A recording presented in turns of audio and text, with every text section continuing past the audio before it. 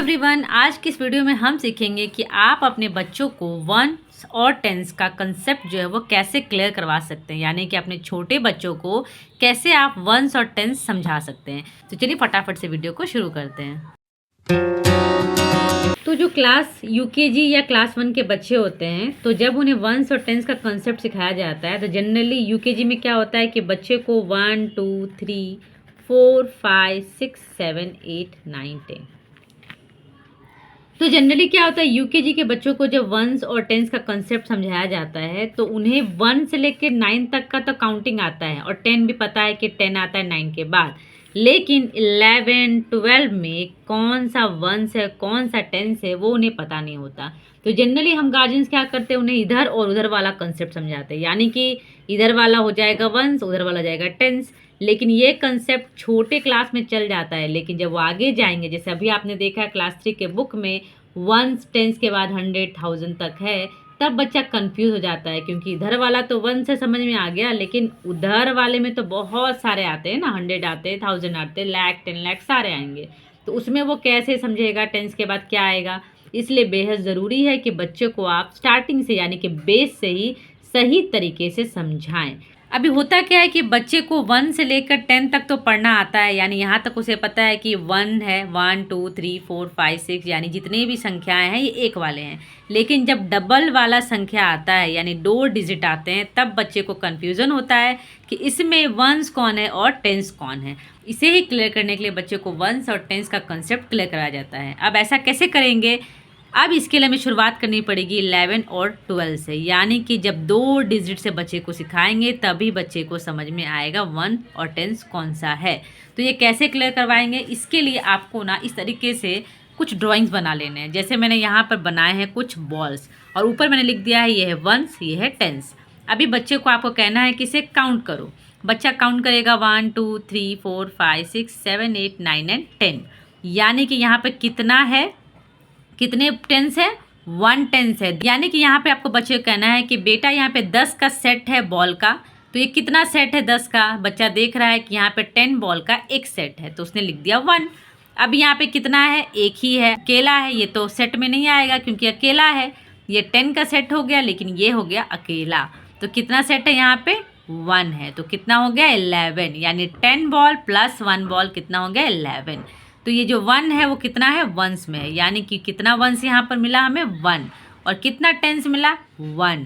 10 का एक सेट है तो 1 टेंस मिल गया। वैसे ही बनता है 11, यानी कि 11 में ये 1 हो गया वंस, क्यों, क्योंकि अकेला एक बॉल है, और ये 1 हो गया टेंस, क्यों, क्योंकि 10 का एक पूरा सेट है हमारे पास। सेम वैसे ही मैंने नेक्स्ट बना रखा है, यहाँ पे बच्चे को काउंट करने के लिए कहेंगे, बच्चा काउंट करेगा, तो यहाँ पे निकला कितना 1 सेट ऑफ 10 बॉल्स। ठीक है, यहाँ पे कौन सा बॉल बच गया, 2 बॉल इकलौते बच गए हैं, तो यहाँ पे हमने 2 लिख दिया, यानी कि 12। तो 12 में कितना वंस है, 2 वंस है, 2 बॉल अकेला रह गया ना, तो 2 वंस हो गया। और कितना टेंस है, पूरा सेट कितने का है 10 का है, एक सेट है, तो कितना है 1। ऐसे करके आगे आप 13 करवाएंगे, इसमें बच्चा काउंट करेगा, यहाँ पे 1 सेट है भैया 10 बॉल्स का, और यहाँ पे 3 बॉल एक्स्ट्रा हैं, तो कितना वंस हमारे पास हुआ 13 में, 3 वंस एंड 1 टेंस। ऐसे ही आप 14 का करवाइए, इसमें बच्चा काउंट करेगा, 1 सेट है पूरा 10 बॉल का, और यहाँ पे कितना बचा है 4, यानी कि 4 वंस और 1 टेंस मिलकर बनता है 14। तो इस तरीके से बच्चे को आप 15 16 17 19 तक करवा लीजिएगा। चूँकि अभी जस्ट हमने बच्चे को समझाया कि कैसे उसे टेंस और वंस मिलता है, तो अब बच्चे को हमें ऐसे देना है बॉक्स बना के, 11 में क्या कितना टेंस था और कितना वंस था। तो बच्चा याद करेगा कि 1 सेट ऑफ 10 बॉल्स था और इकलौता अकेला बॉल था कितना 1, यानी कि 11 में 1 वंस और 1 टेंस मिलकर बनता है 11। सेम ऐसे 12 में वो याद करेगा कि कितना सेट 10 का कितना सेट ऑफ था, एक सेट था 10 बॉल्स का, और 2 बॉल अकेला था, यानी 2 बॉल्स किस में आ गए वंस में आ गए, यानी कि 2 वंस और एक टेंस मिलके बनता है 12। ऐसे ही वो आपको 13 14 15 करके बताएगा, यानी बच्चे को अब समझ में आ गया है कि एक पूरा सेट 10 का और एक अकेला बॉल मिलके बनता है 11, यानी कि 1 टेंस और 1 वंस मिलके बनता है 11। सेम वैसे ही 1 टेंस और 2 वंस मिलके बनता है 12। अब बच्चे को यहाँ से लेकर 19 तक का समझ में आ गया है। अब 20, 30, 40 समझाने के लिए हम अलग फॉर्मूला यूज़ करेंगे, यानी कि अलग तरीके से बच्चे को समझाएंगे। अभी यहाँ पे मैंने ना 10-10 करके बंडल बनाए हुए हैं लकड़ियों के या स्टिक्स के। तो बच्चे को आपको कहना है कि बेटा यहाँ पे 10-10 का बंच है, तो काउंट करो कितना है। बच्चा काउंट करेगा 1 2 3, यानी कि 10 का ये बंच हो गया। 1 2 3 यानी कि 10 का ये दूसरा बंच हो गया। तो हमारे पास 10 के कितने बंच हैं? 2 बंच है, यानी कि 10 के कितने बंच हैं? 2 बंच है। क्या वंस के कोई बंच है? नहीं है। तो कितना लिखेंगे? 0, यानी कि 10 10 हो गया 20।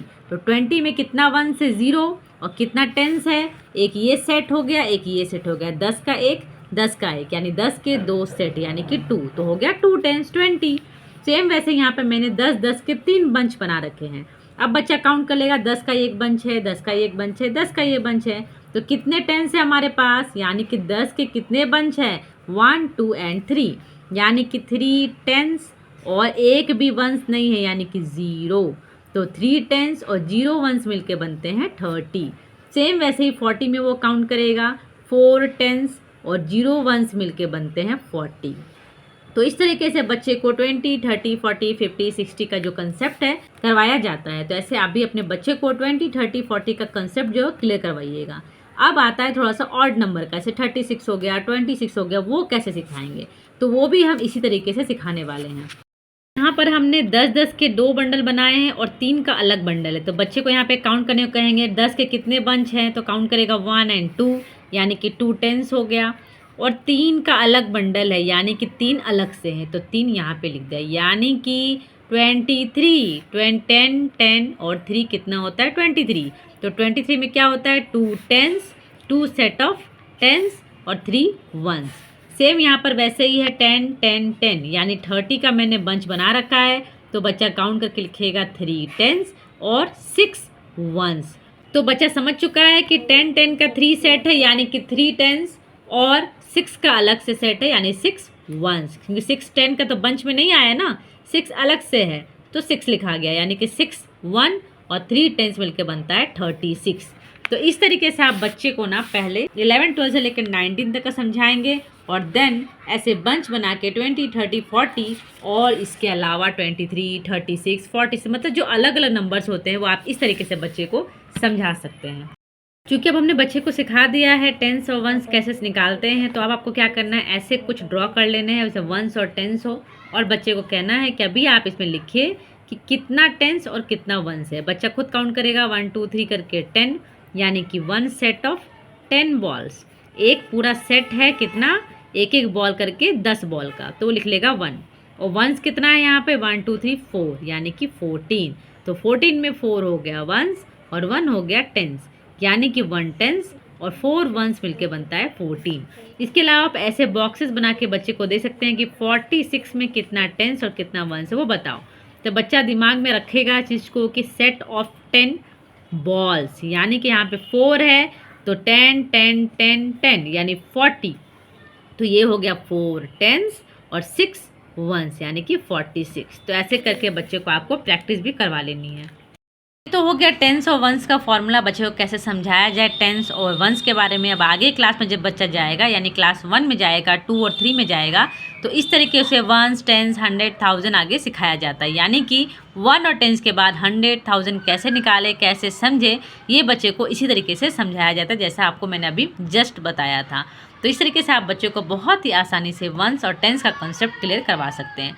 उम्मीद करती हूँ वीडियो आपके लिए यूज़फुल रहा होगा। अगर आपको ये वीडियो ज़रा सा भी यूज़फुल लगा हो तो प्लीज़ वीडियो को लाइक कर लीजिए, शेयर कर लीजिए, और हमारे चैनल हैप्पी पेरेंटिंग को सब्सक्राइब करना बिल्कुल भूलिएगा। तो मिलते हैं नेक्स्ट वीडियो में। Thank you.